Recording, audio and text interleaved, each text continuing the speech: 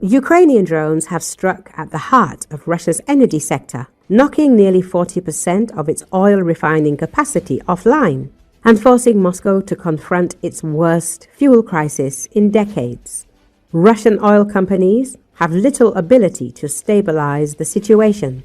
Economist Vladislav Inozemtsev noted, repairs could take months, especially under sanctions that block access to Western equipment used to modernize refineries during the 2010s.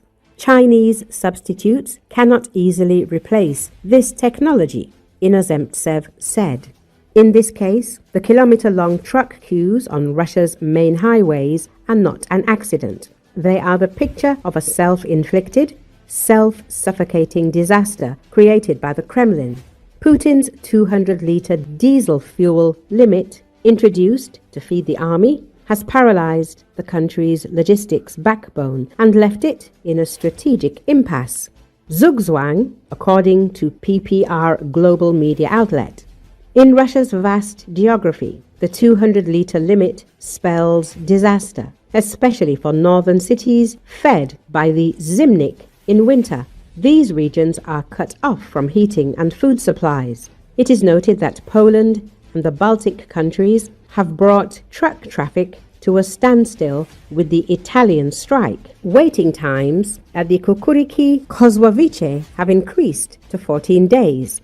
A Kazakhstani customs raid has created chaos and waits of up to 47 days at the Russian border. Chinese trade border crossings are unable to handle the volume. Amid warming rhetoric from US President Donald Trump toward Kiev and a surge in Ukrainian drone strikes on Russian refineries, geopolitical maneuvering across Eurasia is shifting again. Russia's refinery output is buckling under pressure. The delays began in mid-September when Kazakhstan started screening shipments to Russia and Belarus more rigorously. What once caused minor holdups has turned into week-long queues. EU Today reported that up to 99% of trucks carrying sensitive goods now face intensive checks as officials monitor a crisis that could reshape trade between China, Kazakhstan, and Russia, and the flow of dual-use goods across the region. Security analyst Jason J. Smart told me in an interview that Kazakhstan is finally enforcing sanctions because it sees the cost of helping Russia rising fast. Smart said Kazakhstan's growing dependence on Western finance is shaping its policy choices. Truck weights are being reflected on shelves as a 15 to 20% additional logistics tax. A 30 to 40% price increase is expected for winter products. The just-in-time production model has collapsed and civilian industry is completely shut down.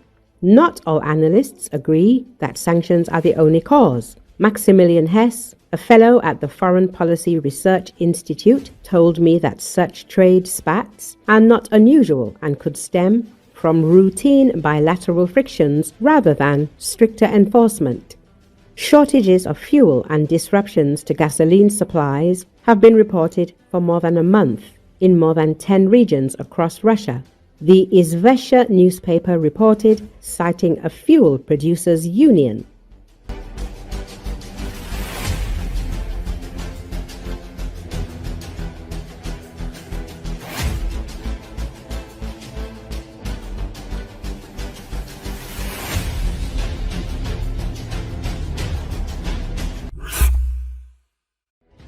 Chechen leader Ramzan Kadyrov, whose health has clearly deteriorated, reappeared in public after a long absence. He convened a meeting to personally issue threats to Ukraine in connection with the drone strike on a business center in Grozny. The footage was published on Kadyrov's official Telegram channel. The Chechen leader expressed a desire to meet with the Ukrainians one-to-one, face-to-face, and demanded a location for this meeting. Although, judging by his official video released, he had recently become significantly weaker, speaking with difficulty and once again appearing puffy and frail. "We're calling for you to determine a location. Give us the location. We're ready to fight. In 2 or 3 days, you'll see if the response will be positive," Expect a gift from me personally, Kadyrov said. He then switched to Chechen. The Russian publication Verstka confirmed the Chechen leader's poor condition.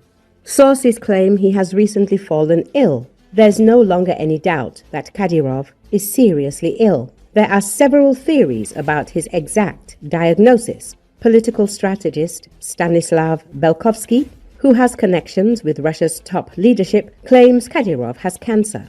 Another theory is that he has been diagnosed with pancreatic necrosis. The Chechen leader himself categorically denies these rumors. It's important to clarify that Ukraine has not claimed responsibility for the attack on Grozny city. Given Kadyrov's fragile health and position, it cannot be ruled out that the attack could have been an internal dispute.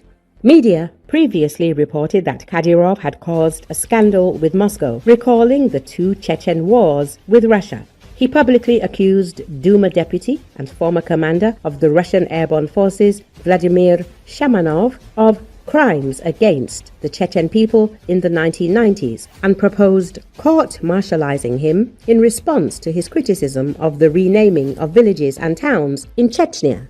At the root of the conflict lie the wounds of two Chechen wars and tensions between the republic's elite and Moscow's military establishment, experts say. The State Duma approved a package of bills on renaming 3 settlements in Chechnya in their first reading.